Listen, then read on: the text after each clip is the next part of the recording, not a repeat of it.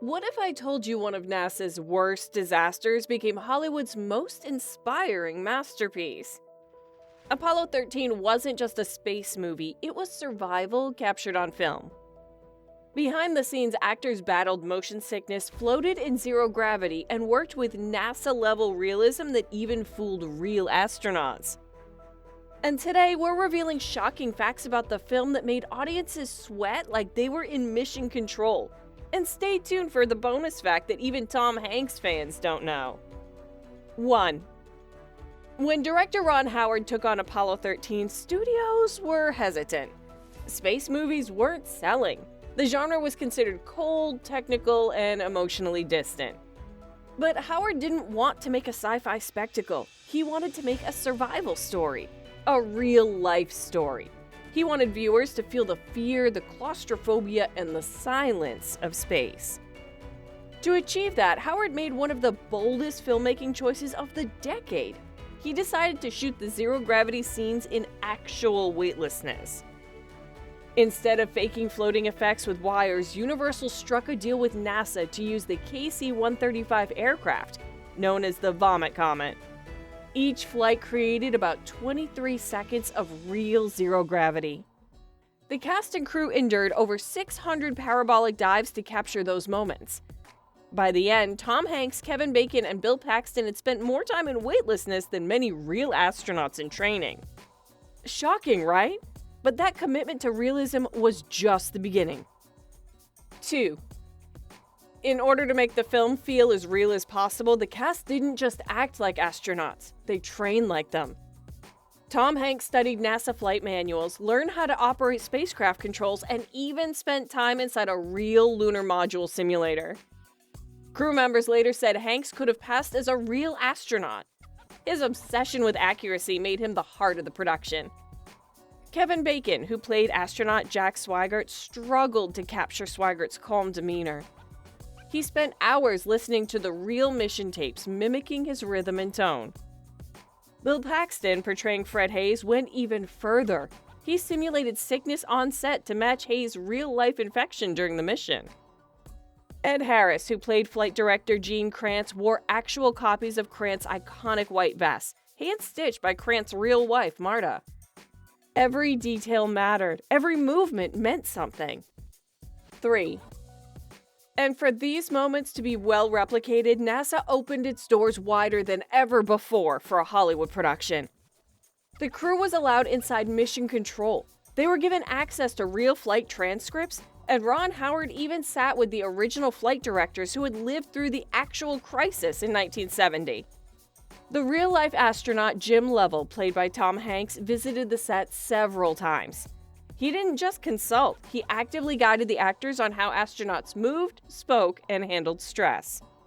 But it wasn't all smooth. Filming was hard and frustrating. The spacecraft set was built to exact NASA scale, meaning there was barely enough room for the actors, let alone the camera crew.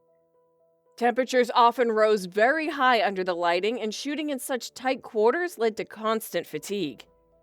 Still, Howard refused to compromise. Every switch, every lever, every light panel inside the spacecraft was functional. The actors could flip real controls as the dialogue unfolded, making their reactions genuine. And while fans were amazed by the accuracy, what many don't know is that several of the film's most emotional moments were drawn word for word from NASA's original recordings. The film's most famous line, "Houston, we have a problem," wasn't exactly how it was said, actually. In reality, Lovell's voice came through the radio as, "Houston, we've had a problem."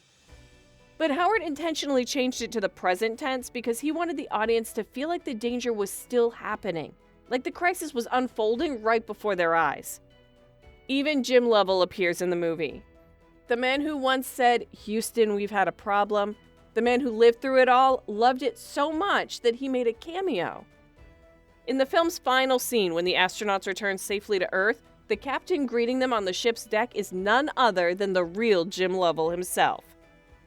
He got a chance to relive his rescue once more. 4. The attention to realism extended far beyond the spacecraft and the transcripts. Every screen in Mission Control displayed actual NASA data from the 1970 mission. Ron Howard even hired real flight controllers to serve as extras, their calm, steady voices echoing across the room. When you hear, "Trajectory looks good," or "Fuel cells are holding," you're hearing real engineers, not actors. During the real mission, as power failed, temperatures in the command module dropped close to freezing. The crew's breath fogged the air. That chilling realism was recreated so perfectly in the film that NASA veterans said it made their skin crawl. Some had lived through it, and now they were watching their own nightmare replayed frame by frame. 5. Something surprising is that NASA initially opposed the movie's creation. They were concerned that Apollo 13 might damage their reputation because it drew attention to a mission that failed. But when fans got to see the movie, it was seen as a movie that promoted resilience and endurance, not failure. Hit the like button, subscribe to our channel, and turn on notifications to enjoy untold facts about more Hollywood stories. 6. Another shocking fact is that Apollo 13 originally ran for much longer. Howard shot entire sequences that never made the final cut, including a heartbreaking moment where Jim Lovell imagines walking on the moon before realizing it will never happen. The scene tested beautifully, but Howard cut it at the last moment. He said the power of Apollo 13 wasn't in what they lost, but in how they endured it. 7. Later on, NASA began using Apollo 13 as a training tool for new recruits. Flight directors in training were shown key scenes from the film to study crisis communication, specifically how Gene Kranz and his team stayed calm under impossible pressure. Even today, parts of Apollo 13 are still used in leadership programs as examples of teamwork, communication, and problem solving. 8. When Apollo 13 premiered, it didn't just tell a story, it reignited history. For many who watched, especially those too young to remember 1970, this was their first time realizing how close humanity came to losing 3 men in space. The film didn't exaggerate, it honored. It made engineers into heroes, not by showing explosions, but by showing equations. Apollo 13 became a global phenomenon, grossing over $350 million worldwide. It won 2 Oscars for Best Editing and Best Sound, and was nominated for 7 more, including Best Picture. But beyond trophies, it did something deeper. It restored NASA's image at a time when the space program was fading from public memory. 9.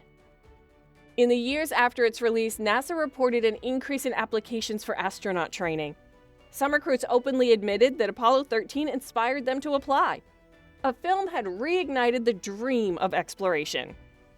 Even NASA veterans admitted they couldn't watch it without tears. Not from sadness, but pride. When Apollo 13 first hit theaters, expectations were modest. But when the lights came up, silence filled the room, and then came the applause. The film went on to earn 9 Oscar nominations, won 2, and restore faith in NASA. It wasn't just a movie about failure avoided. It was about courage under pressure, teamwork in chaos, and the power of calm minds that refused to quit. Ron Howard later pointed out that the story wasn't about space. It was a story about what happens when everything goes wrong and you still don't quit. And maybe that's the real legacy of Apollo 13. Not the disaster, but the endurance. The calm voices that saved 3 men hundreds of thousands of miles from home. Because for a story born from disaster, that might just be the most inspiring twist of all. We'll be in the comments to see which fact thrilled you the most. See you in the next one!